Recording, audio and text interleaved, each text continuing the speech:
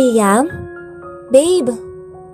Isang malambing na tawag ng isang babae na pumasok sa penthouse ni Liam. Nagtuloy-tuloy ito patungo sa silid na lalaki. Hindi na nito ipinaalam sa lalaki ang kanyang pagdating mula sa kanyang business trip dahil gusto nitong sorpresahin ng nobyo. Sabik na siya dahil 2 buwan na lang ay ikakasal na sila ni Liam. Babe! Pinihit nito ang seradura. Laking gulat nito nang makita si Liam na natutulog pa sa kama at may kasama itong babae. Mga walang hiya kayo! Agad nasambit ni Stephanie na dali-daling pumasok ng silid at hinablot ang kumot na nakabalot sa 2. Napabalikwas ng bangon si Liam sa sobrang pagkagulat. Agad itong napatingin sa katabi. Wait, what happened? Usal nito na napahawak pa sa kanyang sumasakit na ulo. Bigla namang napatakip ng kumot si Trixie sa hubad na katawan nito. Dumilim ang mukha ni Stephanie na nagpalipat-lipat ng tingin sa 2. What happened ha? Nagmamangmangan pa kayo? Ipaliwanag mo ang lahat ng to, Liam!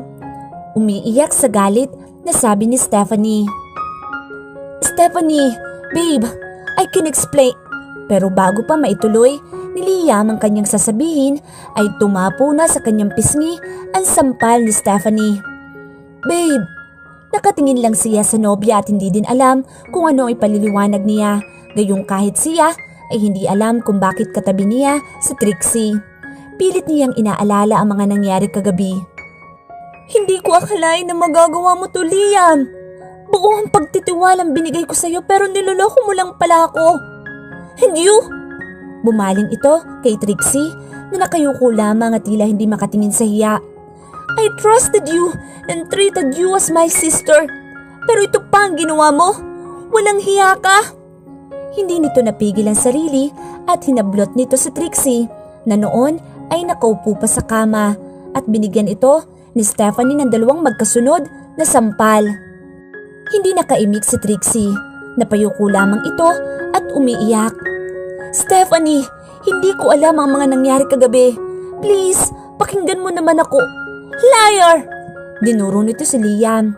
Akmang hahawakan nito si Stephanie sa balikat, ngunit mabilis na tumalikod ito at tinungo ang palabas na pintuan. Nagmadaling nagsuot ng damit si Liam at hinabol nito si Stephanie na nakalabas na ng pintuan. Stephanie! Tawag nito. Tumakbo si Stephanie at pumasok sa pasarang elevator. Hindi na ito naabutan ni Liam, kung kaya't lumabas siya sa hallway ng condominium at sumakay sa hiwalay na elevator. Wala sa kanyang hinuha na lokohin ng nobya. Mahal na mahal niya ito. Unti-unti na niyang naaalala ang nangyari kagabi. Nag-inuman sila sa bar kasama sina Trixie at ang iba pang kaibigan. Hinatid siya ng isang kaibigan dahil hindi na niya magawang mag-drive pa. Pagdating niya sa penthouse, maya-maya lang ay dumating na din si Trixie. Naaalala niyang may nangyari nga sa kanila. Lalaki lamang siya at natutukso din. Maganda si Trixie at hindi lingid sa kanyang kaalaman na matagal na itong may gusto sa kanya. Humahango siya nang lumabas sa elevator. Pagdating nito sa lobby, nakita niya si Stephanie na mabilis na naglalakad patawid ng kalsada. Tila wala ito sa sarili at hindi tumitingin kung may paparating na sasakyan. Agad niya itong hinabol at tinawag. Stephanie! Napatingin siya sa mabilis na papalapit na sasakyan na tila hindi napansin ng babae. Look out! Stephanie! Sigaw niya sa nobya. Ngunit huli na nang mapansin ng babae ang sasakyan. Tumilapon ito sa gilid ng kalsada. Nakita ni Liam ang malakas na pagkabundol dito ng sasakyan, kaya agad siyang tumakbo sa kinaroroonan nito. Stephanie! Umiiyak na dinaluhan niya ang dugo ang nobya. Kitang-kita niya ang pagtulo ng mga luha nito. Don't worry, dadalhin kita sa ospital. Tarantang sabi niya na hindi mapigil ang panginginig ng kanyang katawan sa sobrang takot sa nangyari sa babae. Liam, please, save our baby. Nahihirapang sabi nito habang hawak-hawak ang tiyan. What? Hindi makapaniwala si Liam sa narinig kung anong baby ang sinasabi ni Stephanie. Please, Liam, ang baby natin. Ulit na sabi nito na hirap na sa paghinga. No! Please, huwag ka na munang magsalita. Tatawag ako ng ambulansya. Liam, Hindi na nito naituloy ang pagsasalita dahil lumabas na ang dugo sa bibig nito. No! Hindi niya alam kung anong gagawin. Wala siyang magawa habang tinitingnan lamang ang nobya na nahihirapang huminga. Save our baby. Hindi ka mamamatay. Magpapakasal pa tayo, di ba? Umiiyak na siya at takot na takot. Noon lang niya napagtanto at naunawaan na ang tinutukoy ng nobya ay buntis ito. Lalo siyang natakot. Hindi niya akalain na nagdadalawang tao ang kanyang fiancé. Okay. Don't worry. Huwag ka nang magsalita. Dadalhin kita sa ospital. I'm so sorry, babe. I'm so sorry. Makakaligtas kayo ni baby, okay? Dinala niya ang kamay nito sa kanyang labi at hinagkan habang hindi niya mapigil ang paglandas ng kanyang mga luha. Maya-maya pa ay agad namang dumating ang ambulansya na siyang rumesponde agad. Agad na isinakay sa ambulansya si Stephanie at sumama si Liam sa ospital. Pagdating sa ospital ay hindi mapakali si Liam. Iyak ito ng iyak at wala itong ibang naalalang tawagan kundi ang kanyang kaibigang si John na agad namang pumunta sa ospital. What happened, bro? Nagmamadaling lumapit si John sa kaibigan na noon ay panay ang iyak. Umiling si Liam. She's dead. Kanina lang ay nagwawala siya at muntik na niyang suntukin ng doktor dahil hindi siya makapaniwala na sinabi nitong dead on arrival ang nobya niya. Namutla si John sa narinig. Kahapon lang ay nagkukwentuhan pa sila tungkol sa nalalapit na kasal. Pero sadyang mapagbiro ang tadhana. Hindi halos may kwento ni Liam ang nangyari. Hindi umalis si Liam sa tabi ni Stephanie habang nakaburol ito. Tila gumuho ang kanyang mundo dahil wala na si Stephanie. Wala na din ang kanyang anak. Muling lumandas sa kanyang mga luha. Magpahinga ka muna, iho. Wala ka pang tulog at hindi ka na rin kumakain. Anang ina ni Stephanie na tinapik siya sa balikat. No, tita. This is my fault. Naging pabaya ako sa kanya. Don't blame yourself, iho. Wala namang may gusto sa aksidente. Anang ina ni Stephanie na napaiyak na din. Subalit mas lalo lamang nadudurog ang kanyang puso dahil alam niyang siya ang dahilan kung bakit namatay si Stephanie. Hindi lang niya masabi sa pamilya nito ang totoong nangyari. Ma, huwag ka nang umiyak. Magiging maayos din ang lahat. Paniniguro ni Laika sa kanyang ina habang nag-iimpake ito ng kanyang maleta. Sa wakas ay natanggap na siya ng isang recruitment agency para makapagtrabaho sa ibang bansa. Iniwan niya ang kanyang trabaho sa bayan na may isang maliit na sweldo. Nag-aalala lang ako, anak. Napakalaki ng Taiwan at mag-isa ka lang doon. Sabi nito, Ma, magaling ako. Tsaka ang daming pumupunta sa ibang bansa at nagiging matugumpay naman. Kaya gayon din ako. Sabi nga, think positive lang, Ma. Pagpapagaan ang loob nito sa ina, ngunit pinipigil niya ang nagbabadyang mga luha. Alam niya kung gaano kalungkot at kahirap ang mag-isa sa ibang bansa. Tumango lamang ang kanyang ina at nagpatuloy sa paglalagay ng kanyang mga gamit sa lamesa. Mama, kapag nakapasok na po ako sa trabaho, hindi mo na kailangan manahi. Hindi na rin aasa si Papa sa ating sakahan at sisiguraduhin ko pong makakatapos si Linda sa pag-aaral. Pagkukumbinsi niyang sabi. Gayunpaman, sa kaibuturan ng kanyang puso ay nakaramdam siya ng takot dahil ito ang unang pagkakataon na malalayo siya sa kanyang pamilya. Si Clara ay ang nagmamay-ari ng recruitment agency. Ayon dito ay yearly itong umuwi sa probinsya upang tulungan ang kanyang mga kababayan. Hindi naman nagdalawang isip na sumama si Laika dahil kababayan nga nila si Clara.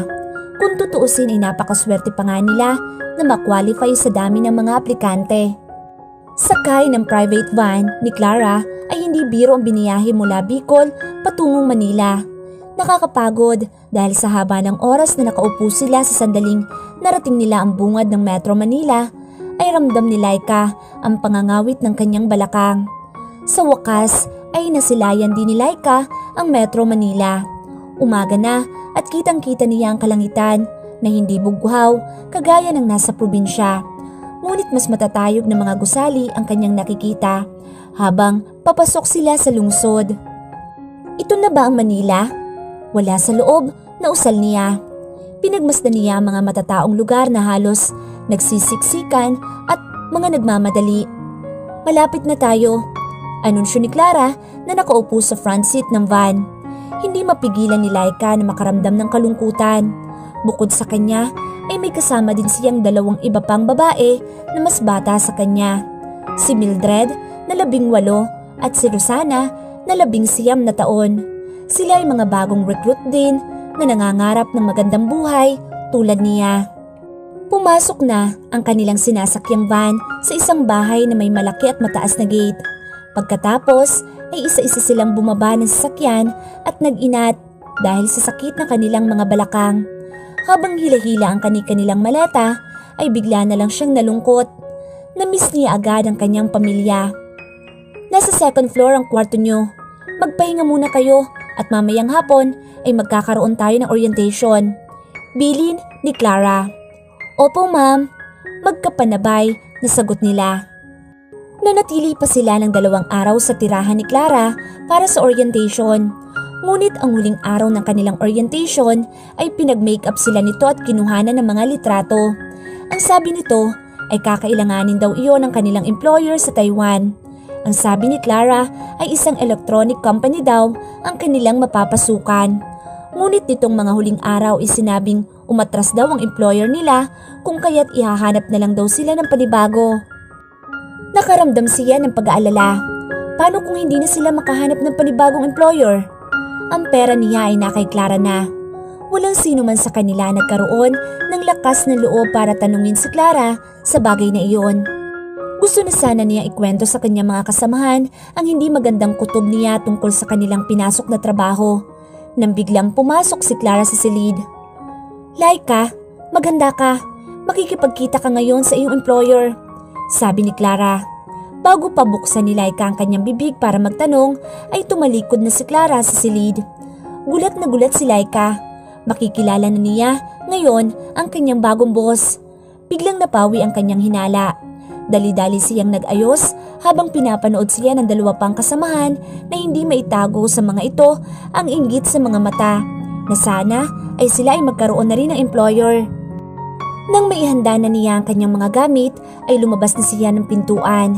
Nakita niyang hinihintay na siya ni Clara sa living room. Maya-maya pa ay sinusundan na niya si Clara patungo sa pintuan. Bigla siyang napatigil. Ma'am Clara, ano pong klase ng trabaho ito? At sinong aking employer? Tanong niya. Naging matigas si Clara at pagkatapos ay dahan-dahan itong lumingon sa kanya. Ngayon mo pa talaga naisip itanong yan ha, Laika? Heto na nga at makikilala mo na, kaya magpasalamat ka na lang. Masungit na sabi nito na ikinagulat niya. Naguluhan siya at hindi alam ang sasabihin.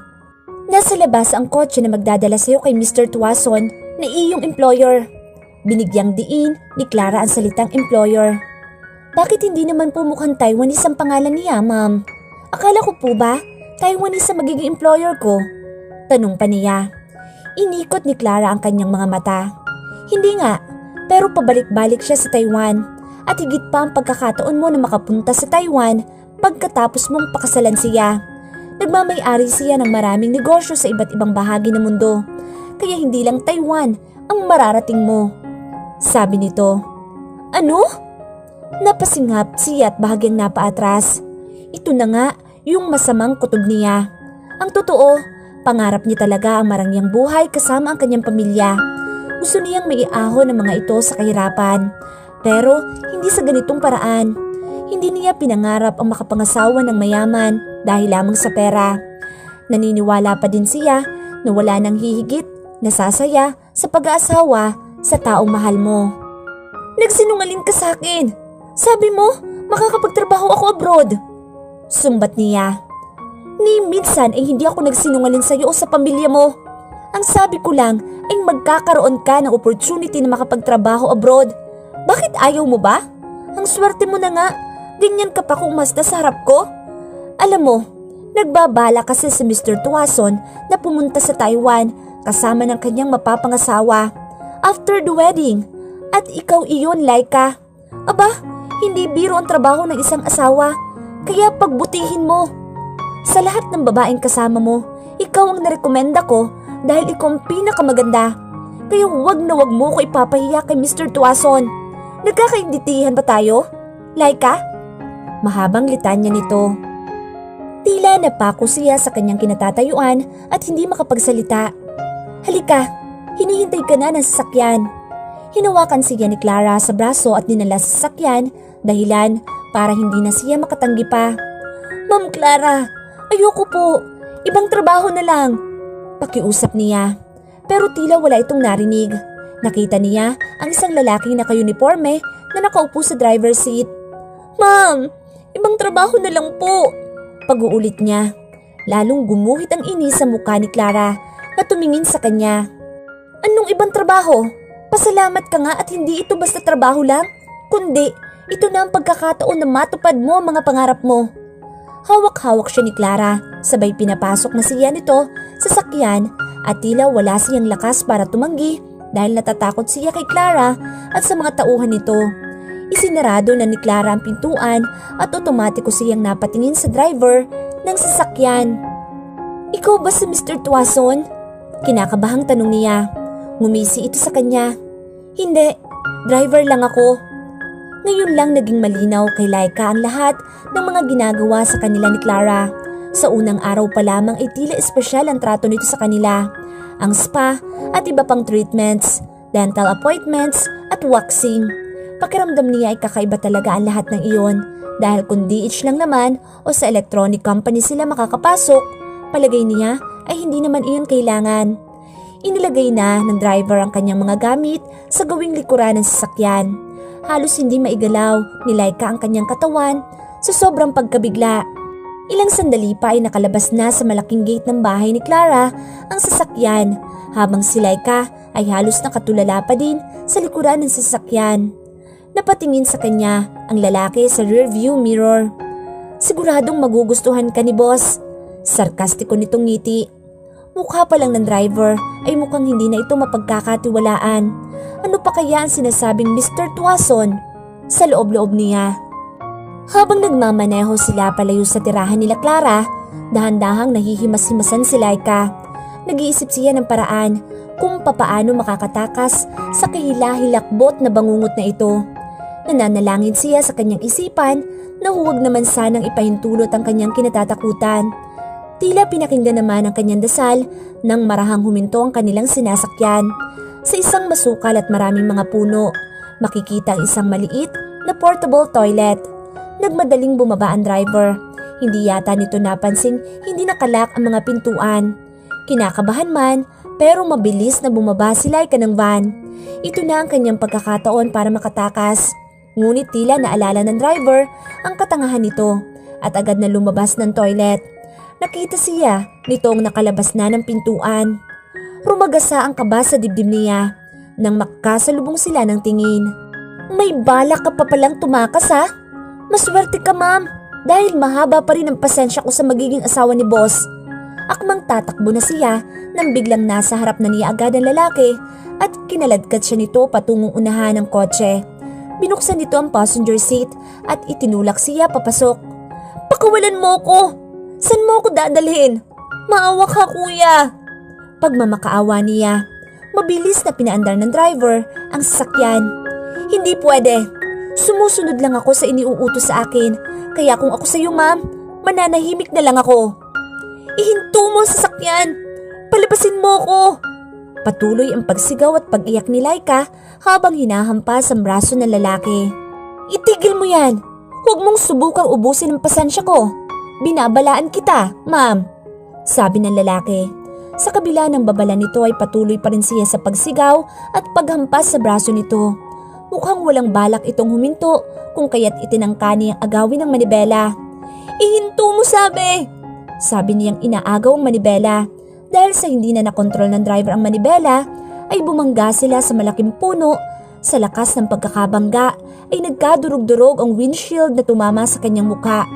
Saglit, na nawala ng malay si Laika. Nang dumilat siya ay umuusok na sa sasakyan. Napaubo siya. Kumikirot ang kanyang ulo at buong mukha. Napatingin siya sa kanyang paanan. Nakita niya ang isang tubong bakal. Wala man siyang lakas ay pinaghahampas niya ang bintana para mabasag ito upang sa ganoon ay makalabas siya. Madalas ay dalawin ni Liam ang puntod ni Stephanie. Walang araw na hindi niya ito naaalala. Tumayo na si Liam mula sa pagkakaupo nito sa pinong Bermuda grass at malungkot na tinitigan ang maliit na larawan sa marble marker. 2 buwan na ang nakalipas mula nang mamatay ang kanyang nobya na si Stephanie. Ngunit hindi alam ng lahat na hanggang ngayon ay sinisisi niya ang kanyang sarili sa pagkamatay nito. Hindi mawaglit sa kanya ang paulit-ulit na eksena na nakikita niya habang nakahandusay ang dugo ang nobya sa kalsada at ang pagbanggit nito sa sanggol na nasa sinapupunan nito. Napasinghot siya dahil nadamay pa walang kamalay-malay na sanggol nang dahil lamang sa kanyang kahibangan, nang dahil lamang sa kanyang kahinaan na hindi niya natanggihan. Inuusig siya ng kanyang konsensya sa bawat sandali. Hindi siya pinatatahimik nito dahil parang siya na rin ang pumatay sa kanyang mag-ina. Napaluha si Liam. Oh God, hindi ko alam. I'm sorry babe. I'm so sorry. Hindi ko sinasadya. Hindi ko alam. Nang makarating ang ambulansya noon sa ospital ay wala nang malay si Stephanie dahil sa sobrang dami ng dugo ang nawala dito hanggang sa ideklarang dead on arrival na ito. Pakiramdam ni Liam ay hindi niya mapapatawad ang kanyang sarili sa nangyari at habang buhay niya itong dadalhin sa kanyang konsensya. Maya-maya pa ay tinungo na niya ang kotse niya na nakaparada di kalayuan. Agad namang nauna ang bodyguard niyang kasama para pagbuksan siya ng pintuan. Nakatingin lamang sa labas ng bintana ng kotse niya si Liam habang binabagtas nila ang daan pauwi ng mansyon ng kanyang mga magulang. Ngayon lang ulit siya makakauwi sa kanilang mansyon dahil namiss na niya ang mga ito. Sa penthouse kasi siya namamalagi. Mas lalo niyang gustong ma-isolate nang mamatay si Stephanie dahil nalulunod siya sa kalungkutan at sa palagay niya ay walang ibang makakagamot nito kundi ang pag-iisa. Samantala, tiningnan ni Laika ang driver na nakasubsob sa manibela. Duguan at hindi niya alam kung buhay pa ito. Pilit niyang inilabas ang katawan kahit na wala na siyang lakas. Nang makalabas siya ay gumapang siya at pinilit na tumayo. Duguan siya at hinang-hinana. Hindi niya alam kung mabubuhay pa ba siya. Ang dami ng dugo na nakikita niya sa kanyang katawan. Pinilit niyang lumapit sa kalsada. Sa wakas ay may paparating na sasakyan. Tulong! Tulungan niyo ako! Mahina na ang kanyang boses at palagay niya iyon na ang kanyang huling hininga. Habang nakatanaw si Liam sa kalsada ay napansin niya ang babaeng humaharang sa kanilang daan. Look out! Malakas na sigaw niya. Muntik na nilang masagasaan ang babae pero natumba ito. What the hell? Hindi ka nag-iingat! Sabi nito sa driver. Agad na lumabas sila sa kotse nang makitang nakahandusay ang babae sa harapan ng kotse nila. Takot at pagkataranta ang kanyang naramdaman at tila nanumbalik sa kanya ang nangyari noon kay Stephanie. Tulong! Mahinang sambit ng babae at ipinikit na ang mga mata nito. Napako ang tingin ni Liam sa babaeng duguan. Don't worry, dadalhin ka namin sa ospital. Sambit niya para abutin ang kamay ng babae. Ngunit agad namang dinaluhan siya ng driver at niyaya sa loob ng sasakyan. Sir, pumasok na kayo sa loob ng sasakyan. Hindi maganda kung makikita niyo pa siya. Agad na inalalayan siya ng kanyang bodyguard.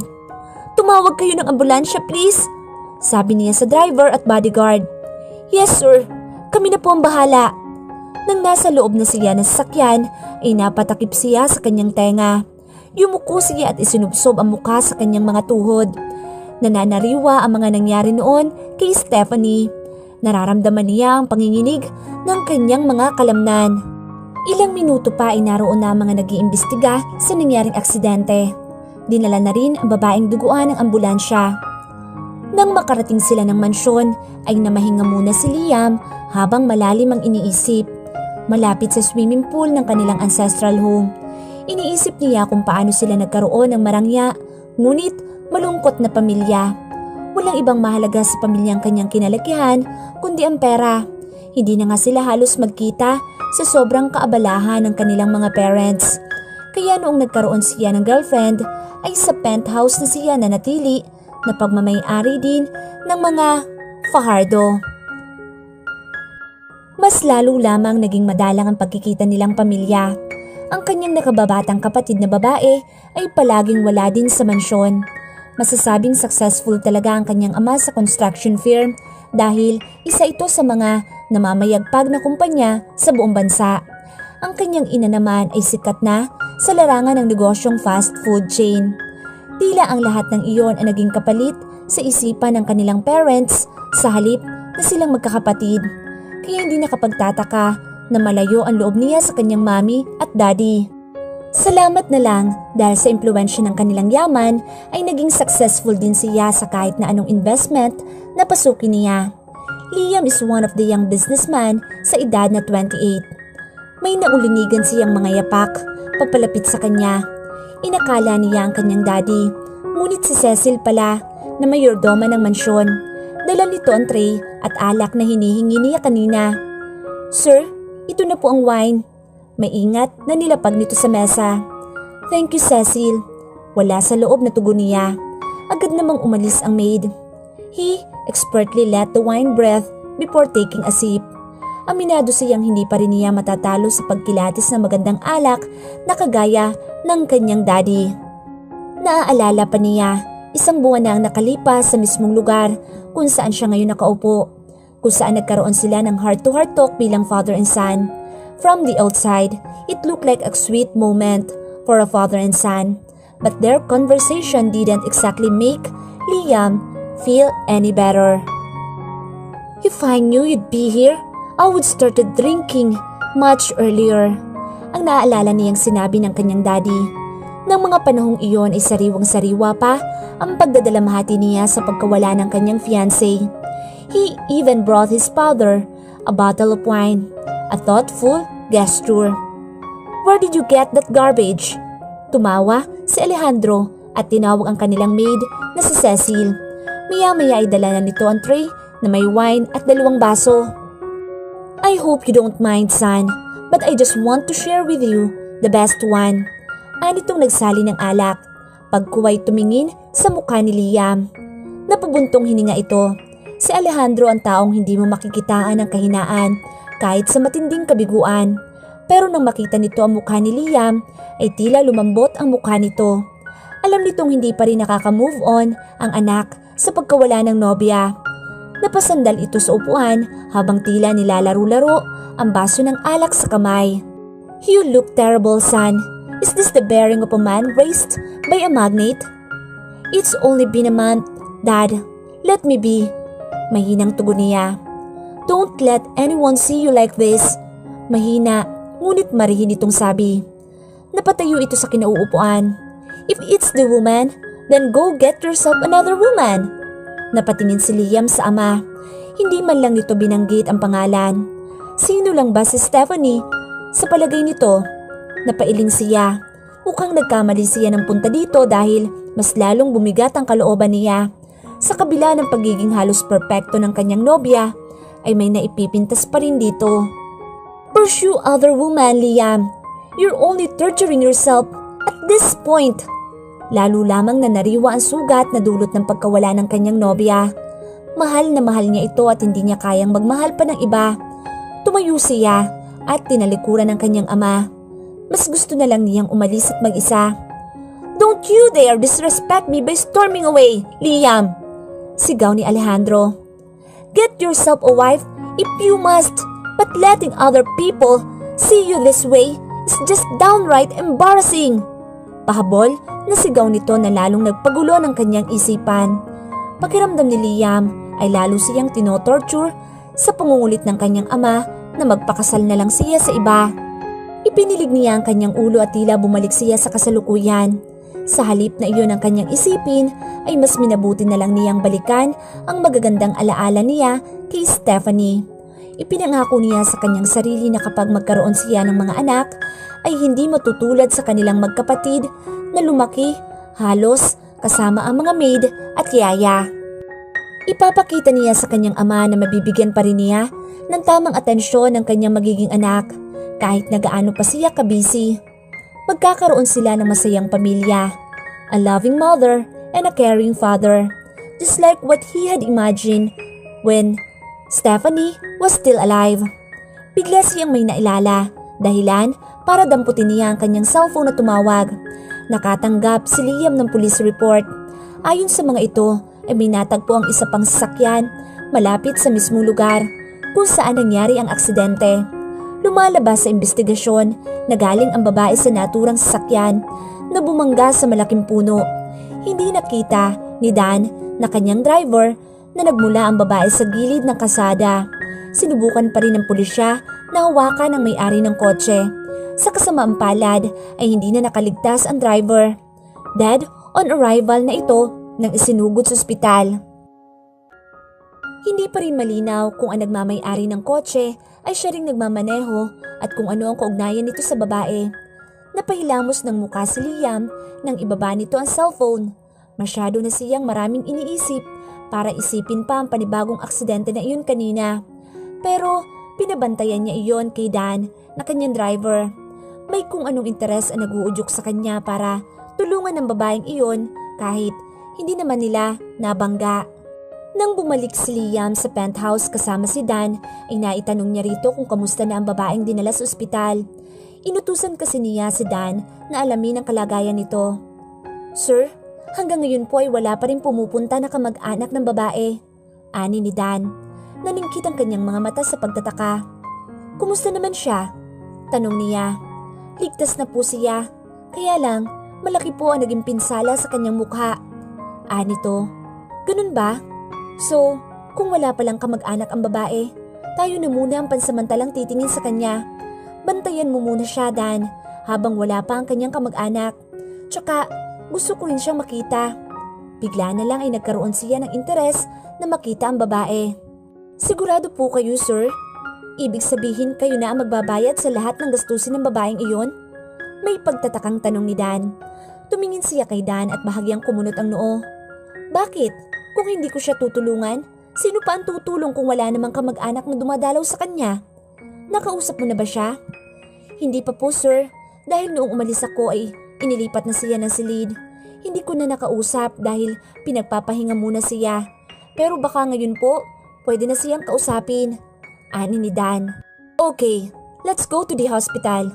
Gusto kong makita ang kalagayan niya," aniya. "Sir?" Napangangalang si Dan. "Have you gone deaf? Sabi ko puntahan natin siya sa ospital," sabi nito sa malakas na pagkakasabi. Yes sir," natarantang sabi ni Dan. Madalas ay moody si Liam sa mga empleyado at mahirap pangitiin. Ganito na siya mula noong nawala sa kanya si Stephanie. Pakiramdam niya ay tila kay bilis mag-init ng kanyang ulo. Wala din siyang tiyaga na magpapasensya sa mga pagkakamali ng kanyang mga tauhan. Kaya madalas ay galit siya. Nang makarating sila sa ospital ay bahagyang binuksan niya ang pintuan ng silid. Nakita niyang inaasikaso ng nurse ang pasyente. Ikinuha kasi niya iyon ng private nurse bukod sa mga nurse na nag-aalaga dito. "Good morning po, Mr. Fajardo," bati ng nurse na nakasalubong niya sa may pintuan. "Kumusta siya?" tanong niya. "Maayos na po siya. Pasok po kayo, sir. Kaso natutulog po siya eh," anang nurse. Pumasok siya sa loob ng nakasunod naman sa kanya si Dan at ang nurse. Natunghay lang siya sa babae na nakabenda ang mukha. Malaki po ang pinsala sa kanyang mukha, kaya siguro kahit gumaling na siya ay mag-iiwan ito ng malaking peklat dulot ng natamong sugat, sabi ng nurse. "Ganun ba? Sige, kakausapin ko na lang si Dr. Cruz." Aniyang napatango-tango sabay tumalikod na matapos makita ang kalagayan ng babae. "Hindi niyo na po ba hihintayin na magising siya, sir?" tanong ng nurse. "Hindi na. Gusto ko lang makita ang lagay niya. Si Dan ang pansamantalang maiiwan para kausapin siya," sabi niya na ikinagulat ni Dan. "Ako po, sir?" "Oo, ikaw. Pero paano po kayo? Sinong magdadrive sa inyo pa uwi?" tanong ni Dan. Madalas kasi ay hindi na siya makapag-focus sa pagdadrive. kaya naman kailangan niya ng kasama. Pero sir, baka atakihin na naman po kayo ng sakit ng ulo sa daan. Pag-aalalang turan ni Dan. Ako na ang bahala. I'll call you kapag nangyari yon. Sige, mauna na ako. Tugon niya. Walang nagawa si Dan kundi ang magpaiwan na lamang sa ospital dahil iyon ang sabi ni Liam. Maya-maya ay unti-unting iminulat ni Laika ang kanyang mga mata. Nakita niya ang dextrose na nakasabit sa tabi niya. Hindi nga siya nagkamali. Buhay pa siya at nasa hospital. Inilibot niya ang kanyang paningin sa 4 na sulok ng silid. Maluwag ang silid at may nakita siyang salaset sa loob nito. Mayroon pang TV at nakabukas iyon. Nakita niyang may taong nakaupo, nakatalikod. Biglang tumahip ang kanyang kaba nang maalala na baka tauhan ni Clara o kaya naman ni Mr. Tuason ang lalaking iyon. Nananakit ang buong katawan niya. Partikular na ang kanyang mukha na nakabenda pa. Tumayo ang lalaking nakaupo sa sala at napatingin sa kanya. Nang makita nitong nagising na siya, ay agad itong lumapit sa kinaroroonan niya. Mabuti at nagising ka na. Nga pala, kami ang nagdala siya rito sa ospital. Muntik na kasi kitang masagasaan ng bigla kang humarang sa kalsada. Kumusta ng pakiramdam mo, miss? Tila, nabuhayan siya ng loob dahil mukha namang mabait ang taong kaharap niya. Ibig mong sabihin, hindi katauhan ni Mr. Tuason o ni Clara? Tanong niya. Gusto niyang makasiguro na hindi ito tauhan ni Mr. Tuason o kaya ni Clara. Sinong Mr. Tuason at Clara? Tanong ni Dan. Nakahinga siya ng maluwag. Ibig sabihin ay ligtas na siya. Salamat. Akala ko talaga katapusan ko na. Mabuti na lang at nakatakas ako sa lalaking gustong magdala sa akin sa nagngangalang Mr. Tuason. Sabi niya. Ibig sabihin, yung kasama mo sa kotse, hindi mo kaano-ano? Tanong ni Dan. Tumangulang siya. Hindi ko kakilala yung lalaking kasama ko. Masamang tao siya. Napapaiyak na siya habang ikinokwento kay Dan na nangyari sa kanya. Masusing nakinig si Dan sa kwento ni Laika. Nagpakilala siya at ikinuwento niya kung papaano siya napadpad sa Manila at saan siya napunta hanggang sa nangyari nga ang nasabing aksidente na iyon. Nag-aalala din ako sa bayan sa ospital. Sabi niya, huwag kang mag-alala sa bills mo, Miss Laika. Si Sir na lang daw ang bahalang magbayad ng lahat. Sabi ni Dan. Talaga? Sinong Sir? Tanong niya na hindi makapaniwala. Si Mr. Fajardo, yung amo ko. Sa katunayan, pinabantayan ka niya sa akin. Nandito siya kanina, kaya lang natutulog ka kaya hindi ka niya inistorbo. Salamat. Gusto ko magpasalamat sa kanya. Sabi niya. Makakarating kay Sir ang sinabi mo. Tugon nito. Biglang may naisip si Laika na ideya. Dan, pwede mo ba akong tulungan? Tulungan? Anong tulong naman iyon, Miss Laika? Baka may alam ka lang na pwede kong mapasukan na trabaho kahit sa bahay lang. Paglabas ko dito sa ospital. Desperado na kasi siya sa paghahanap ng trabaho. Ayaw niyang umuwi sa probinsya na hindi nakapagtatrabaho. Inaasahan kasi siya ng kanyang pamilya at ayaw din niyang ipaalam ang nangyaring ito sa kanya. Sige, Miss Laika. Titingnan ko kung ano magagawa kong tulong sa iyo. Magtatanong-tanong muna ako ha. Bakas ang awa sa mukha ni Dan sa kanya habang kausap niya ito. Nang mapag-alaman ni Liam ang tungkol sa nangyari kay Laika mula kay Dan, ay sinadya niyang puntahan ang kaibigang si John sa tinutuluyan nitong condo unit. Hindi niya malaman kung bakit bigla siyang nagka-interes na tulungan ng babae. Napadalaw ka bro, ani ni John na tinapik siya sa balikat. Iminuwestra siya nito sa katabing mahabang couch.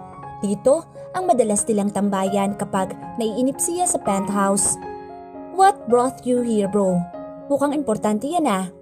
Napatingin siya sa kaibigan at nagseryoso ng mukha. Pero bago pa man siya nakapagsalita ay tumayo ito. Wait, before you say anything else, ikukuha muna kita ng maiinom. Tinungo ni John ang fridge at kumuha ng malamig na juice. Hinintay na lang niya na makabalik ang kaibigan. Dala-dala na nito ang 2 juice at ibinigay sa kanya ang isa. So, ano nga ulit yun bro? Tanong nito. May hihilingin akong isang malaking pabor sa iyo John. Kaswal na sabi niya. Nakangiti naman si John. Alam kasi nito kapag ganito kaseryoso ang mukha ng lalaki ay malaking pabor ang hihilingin. Pabor? Anong pabor ba? Huwag mong sabihing babae. Kumurba ang isang sulok ng labi ni Liam. Minsan magaling kang manghula, John. Pero this time, iba ang hihilingin kong pabor sa'yo. Don't worry, babayaran kita. Anito, come on bro, kailan ba ako tumanggap ng bayad mula sa'yo? As I've said, iba itong ipagagawa ko. Malaking abala to para sa iyo at medyo matagal-tagal, John. Napailing si John at nagseryoso ng mukha. Ayos lang bro, basta kaya ko. Okay, tell me then. Ani John na handa nang makinig kung ano man ang pag-uusapan nila. Samantala, sa ospital ay hindi mapakali si Laika dahil tinanggal na ang benda sa kanyang mukha. Medyo naghilom na kasi ang sugat niya. Iniabot sa kanya ng doktor ang salamin. Dahan-dahan niya itong kinuha at tiningnan ang kanyang mukha. Kahit alam na niyang may malaking sugat siya sa mukha, ay nagulat pa rin siya nang makita niya ito. Dok, hindi na po ba magagawa ng paraan ng mukha ko? Malungkot na tanong niya. Napailing ang doktor, bakas ang awa nito sa kanya habang pinagmamasdan siya. Iha, sa totoo lang, mahihirapan tayong ibalik sa dati ang mukha mo. Unless mag-undergo ka sa isang plastic surgery. Pero ang mahalaga naman ay ligtas ka na. Saan nito? Excuse me, sabi ng doktor nang biglang tumunog ang cellphone nito sa bulsa. Saglit na iniwan siya nito para sagutin ang tawag. Napaluha si Laika. Naalala niya mga magulang niya na umaasa na makakahanap siya ng magandang trabaho. Paano pa siya makakahanap ng matiyong trabaho kung ganito kasama ang lagay ng kanyang muka? Natigilan siya at nagpunas ng luha nang muling lumapit ang doktor. Nakangiti ito sa kanya. O paano Laika? Maiwan na muna kita ha. Pupuntahan ko pa ang ibang pasyente. Anito, tumangulang siya. Thank you po, Doc. Napatingin siya sa pintuan nang may dumating. Nabuhayan siya ng loob nang makita niya sa Dan. Lumabas muna ang kasamang niyang private nurse para bumili ng mga kailangan niya. Naisip niya kung ano ba ang mangyayari sa kanya kapag lumabas na siya ng ospital. Wala siyang kakilala sa Manila maliban kay Dan at kay Clara. Pero hindi na siya magpapakita pa kay Clara. Nakaramdam siya ng takot. Paano kung mahanap siya nito? Paniguradong sa mga panahong ito ay nalaman na ni Mr. Tuason at ni Clara ang nangyari sa kanila. Baka nga hinahanap na siya ng mga ito. Kumusta ka na, Miss Laika? Napangiti siya ngunit bahagyang napayuko para itago ang kanyang mukha. Laika na lang ang itawag mo sa akin, Dan. Heto, hindi ko alam kung anong mangyayari paglabas ko dito. Anong balita pala? May alam ka ba na pwede kong mapasukan paglabas ko dito? Hindi na siya nagpaligoy-ligoy pa. Wala pa eh, pero gusto mong tanungin ko si Sir? Tila lumiwanag ang kanyang mukha sa narinig na ideya ni Dan. Bakit nga ba hindi niya naisip iyon? Oo, sige. Baka pwede akong magtrabaho sa kanya o sa kanyang opisina. Kahit anong trabaho, basta marangal. Gusto mong magtrabaho sa kumpanya ni Mr. Fajardo? Tila hindi makapaniwalang tanong ni Dan sa kanya. Nabanggit din kasi ni Dan na maraming negosyo si Mr. Fajardo at maaari nga siyang mabigyan nito ng trabaho. Tumango siya. Oo Dan, inaasahan kasi ako ng pamilya ko kaya gusto ko talagang makahanap ng trabaho ngayon. Ayokong umuwi sa amin nang walang laman ng bulsa ko. Ang alam kasi ng pamilya ko ay nasa abroad na ako. Malungkot na sabi niya. Sige, titingnan ko kung anong magagawa ko, Laika. Ngumiti si Laika. Salamat Dan, tatanuin kong malaking utang na loob ito. Huwag ka na munang magpasalamat, kakausapin ko pa ang amo ko tungkol dito. Thank you pa rin at sana mabigyan ako ng pagkakataong makapagtrabaho. Kahit anong trabaho, basta marangal. Maya-maya ay umalis na si Dan. Mag-isa na lang ulit siya sa silid pero mas komportable na siya ngayon dahil natanggal na ang kanyang mga benda. Hindi na niya sinubukan pang tingnan muli ang kanyang mukha. Makalipas pa ang ilang araw ay lumabas na ang resulta ng kanyang mga laboratory tests at sinabi sa kanya ng doktor na malapit na siyang makalabas. Pinilit niyang ngumiti at nagpasalamat sa mababait na doktor at nurse na nag-alaga sa kanya. Ngunit ang inaabangan niya ay ang muling pagbisita ni Dan na nagbigay sa kanya ng kaunting pag-asa. Gusto niyang malaman kung anong balita sa pakikipag-usap nito sa amo. Nabanggit kaya nito na gusto niyang magtrabaho? Sana magandang balita ang dala nito pagbalik. Sumigla ang mukha ni Laika nang makita ang pagpasok ni Dan sa pintuan. May bitbit itong mga prutas at iba pang pagkain. Para sa iyo, Laika. Inilapag nito sa maliit na mesa. Naku, salamat. Nag-abala ka pa. Nakangiting sabi niya. Wala yun. Kay sir talaga galing ang lahat ng iyan. Talaga? Ang bait talaga ng boss mo. Pakisabi maraming salamat sa mga tulong niya. Saglit na katahimikan. Nga pala, kumusta na? Nabanggit mo ba kay Mr. Fajardo? Ang tinutukoy niya ay ang kanilang napag-usapang trabaho. Napangiti si Dan at tumingin sa kanya. Oo, Laika. May maganda akong balita. Talaga? Napaangat siya ng tingin kay Dan. Binanggit ko na kay sir ang sinabi mo. Titingnan daw niya. Ang totoo niyan, gusto ka rin naman tulungan ng boss ko. Kaya lang, kailangan pa niyang makakuha ng iba pang impormasyon tungkol sa iyo. Anitong umupo sa tabi ng kanyang hospital bed. Impormasyon? Tungkol sa... Naputol ang pagsasalita ni Dan nang marinig ang mahinang katok sa pintuan. Pumasok ang isang lalaki, kaya napatingin sila pareho. Nandito na pala si Sir John. Kaibigan siya ng amo ko. Siya na ang bahalang makipag-usap sa iyo. Sige, lalabas na muna ako, Laika. Agad itong tumayo. Tumango lang siya kay Dan at muling tumingin sa lalaking kapapasok lang. Isang matangkad na gwapong lalaking bilugin ang mukha. Maputi at medyo wavy long hair ito. Sa tindig pa lang nito ay halatang may kaya ito sa buhay. Ngumiti ito at sumanyas pa kay Dan habang palabas ng silid. Thank you, Dan. Pwede mo na kami iwan. Ako na ang bahala dito. Ang sabi nito habang papalapit sa kanyang higaan. Medyo nailang siya sa lalaki. Kamusta ka na, Miss Laika? I'm John. Naglahad ito ng kamay. Saglit na kinamayan niya ito at mabilis ding binawi ang kanyang kamay. Nakatingin lang ito sa kanya na tila sinusuri ang kabuuan ng kanyang muka. Nababakas sa mga mata nito ang lungkot habang nakatingin sa kanya. Naaawa ba ito sa kalagayan niya o napapangitan sa itsura niya? Inilihis na lang niya ang kanyang tingin sa lalaki. Sinabi sa akin ni Dan ang lahat tungkol sa iyo at kung papaano ka nauwi sa trahedyang ito. Sinabi din niya sa akin na gusto mo daw magkatrabaho sa kaibigan ko. Tell me, ano bang natapos mo? Tanong nito habang nakapamulsa. Sir, hindi po ako nakapagtapos. Second year college lang po ako dahil nagtrabaho na agad ako. Hindi na kasi kayang tustusan ng mga magulang ko. Kung dalawa kaming mag-aaral sa kolehiyo, kaya huminto muna ako at yung nakababata kong kapatid muna nag-aaral. Salaysay niya. Gustuhin man niyang itago ang mukha niya sa bisita, pero huli na dahil nakita na nito kung kaya't napayuko na lamang siya.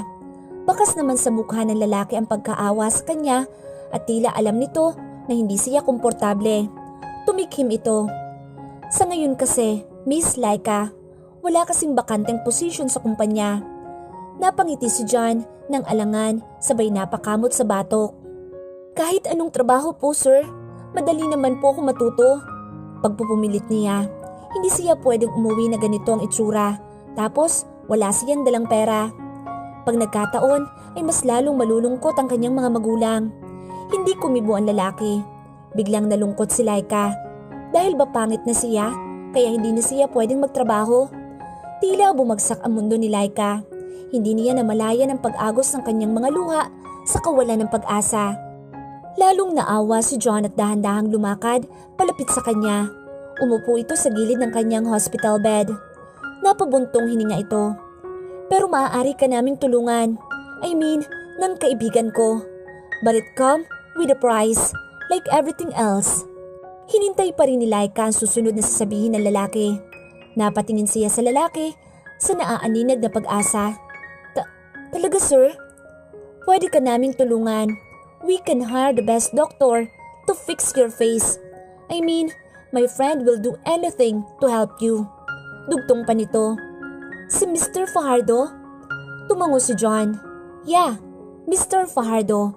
May babalik sa dati ang mukha mo o mas maganda pa. Makapagtatrabaho ka at babalik ang confidence sa sarili mo. Pero may kapalit. Ano pong kapalit? kapalit? Biglang natakot siya sa narinig. It's like your freedom, Laika. Saglit na natigilan siya at napalunok. May freedom? Usal niya. Pero pag-isipan mo, Miss Laika. Anyway, hindi naman ito sa pilitan since ikaw naman itong may gustong makapagtrabaho. Sinasabi ko lang ang magiging consequences ng lahat kapag tinanggap mo ang offer na tulong sa iyo ni Mr. Fajardo. At least you know, para hindi ka naman mabigla sa bandang huli. Hindi alam ni Laika kung papayag ba siya o hindi, pero mukhang wala naman siyang magandang pagpipilian. Kung babalik siya sa probinsya na ganito ang mukha niya, mas lalong magiging miserable ang buhay niya. Sa palagay niya ay wala din namang tatanggap na employer sa kanya kung ganito ang pagmumukha niya, lalo na't hindi naman siya nakapagtapos. Halos hindi nakatulog si Laika ng gabing iyon na tinanggap niya ang tulong ni Mr. Fajardo. Nag-aalangan man siya sa mga magiging consequences nito sa kanya, pero wala na siyang pagpipilian kundi ang magtrabaho para mabigyan ng magandang kinabukasan ng kanyang pamilya. Kung hindi siya makakapasok sa trabaho ay mas magiging pabigat siya sa kanyang pamilya. Kung kaya't bago humakbang paalis si John ay agad siyang nagdesisyon na tanggapin ang deal ni Mr. Fajardo. Kung ano man iyon, hindi pa niya alam. Gusto kong magtrabaho kay Mr. Fajardo. Iyon na ang desisyon ko, Sir John. Ngumiti sa kanya ang lalaki. Good, ako nang bahala. Just call me John, Miss Laika. Hindi niya makakalimutan ang pag-uusap nila kahapon ni John at ngayon nga ang araw na siya'y lalabas na ng ospital. Shall we, Miss Laika?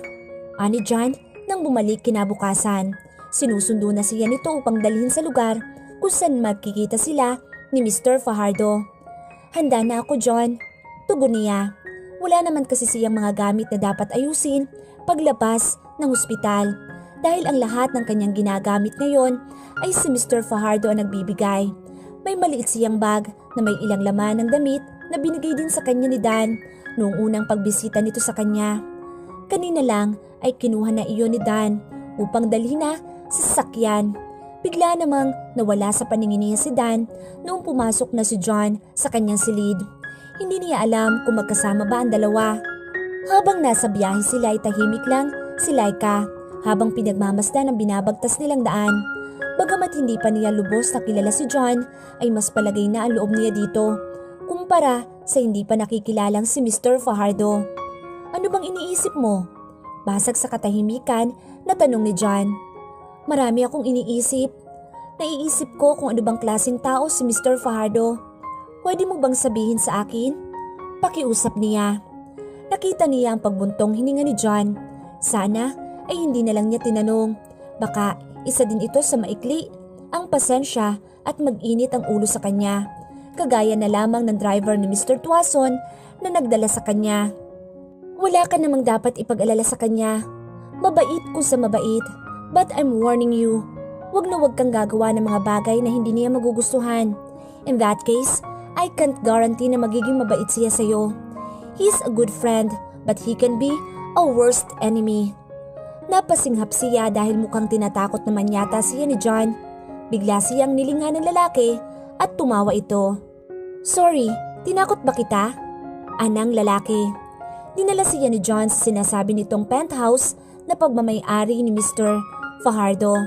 Sa labas pa lang ng building ay naisip niyang hindi biro ang tumira sa ganitong lugar. Napatingala siya sa matayog na gusali bago sila pumasok sa parking area. Sa Manila Green Meadows sila pumunta, isa sa mga sikat na residential condominium sa malapit sa Manila Bay. Napahanga lalo si Laika nang paakyat na ang kanilang glass elevator na sinasakyan. Tila kinikiliti ang kanyang mga paa habang pataas na sila. Takot kasi siya sa heights. Nagtaka siya dahil hiwalay ito sa sinakyan ng ibang mga unit owners. Bakit hindi po tayo doon sumakay? Tanong niya kay John. This is for VIP's use only at para kay Mr. Fajardo lang o kaya sa pupunta sa unit niya ang pwedeng gumamit nito. Tugon ni John. Lalo siyang namangha, ngunit nandoon ang kaba na hindi niya maintindihan. Ibig sabihin ay hindi talaga basta-basta ang pagkatao ni Mr. Fajardo. Sa wakas ay bumukas na ang elevator sa 60th floor Agad niyang natanaw ang malawak na Manila Bay at ang araw na palubog na. Napahanga siya ng gusto nang inilibot niya ang kanyang mga mata sa kabuuan ng penthouse. Pinapasok siya ni John sa loob at bumungad sa kanyang eleganteng living room nito. Malawak, napakaganda at mamahali ng mga kagamitan. "Sir, nasaan po si Mr. Fajardo?" tanong niya. "I said drop off the sir," anang lalaki. "I said drop off the sir," anang lalaki. "Mr. Fajardo is away for business trip.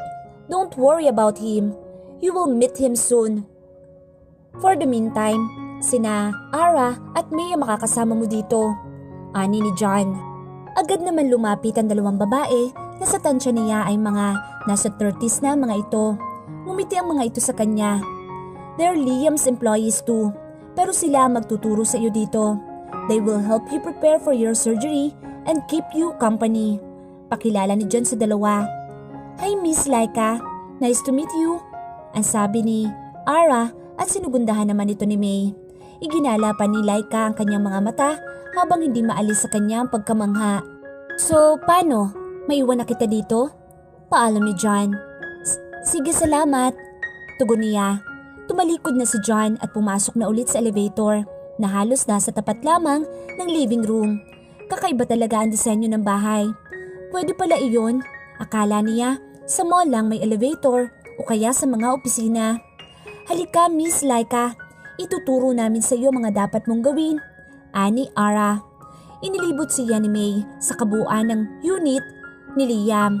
Mula sa modernong kagamitan sa living room, kusina, sa kwarto at maging sa infinity pool nito. Hindi lubos ma-imagine ni Laika na may ganitong lugar pala sa Pilipinas na ngayon lang niya nakita.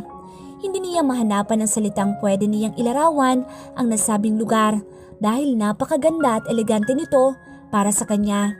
Hindi niya alam kung nananaginip lang ba siya o dala pa rin ito ng hallucinations niya. Ano bang tawag sa lugar na ito?" tanong niya sa babaeng kaharap.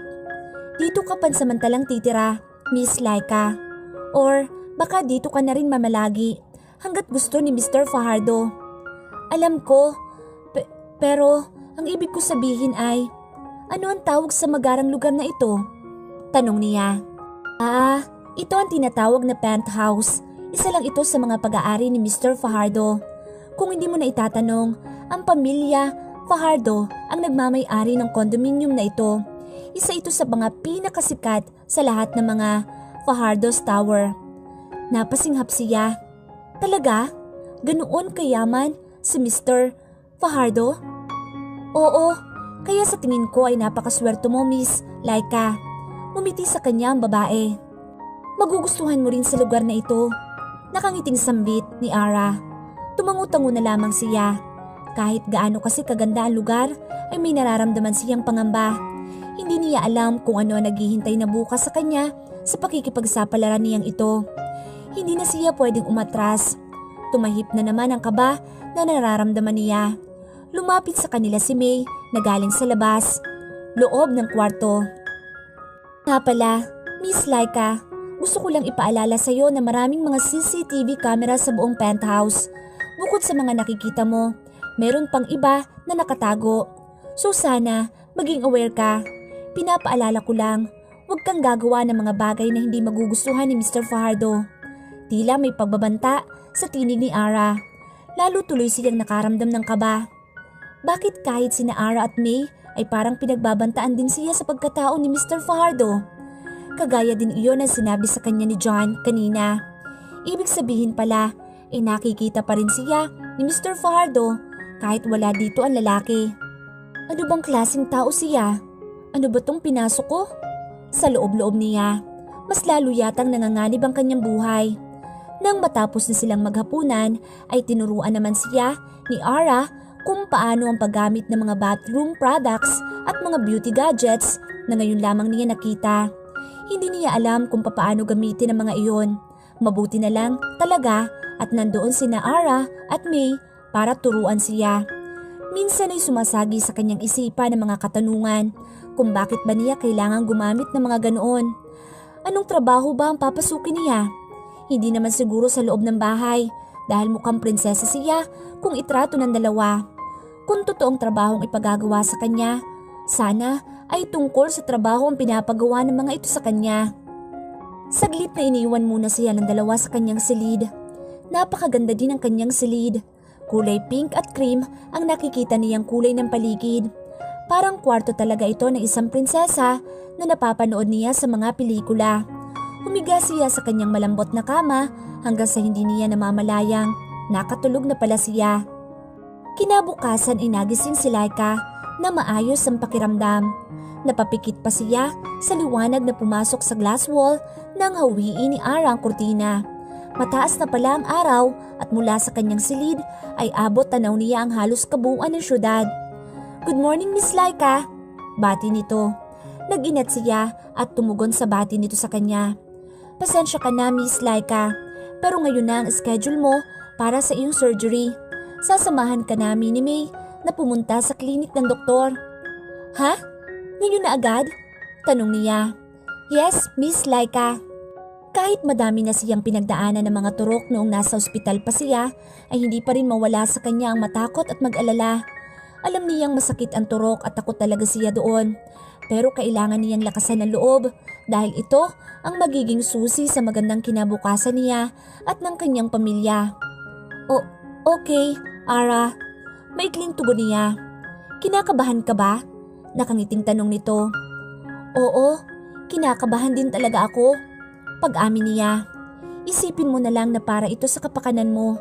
Magiging maayos na rin ang lahat, Miss Laika." Napangiti siya sa comfort na ibinigay ni Ara.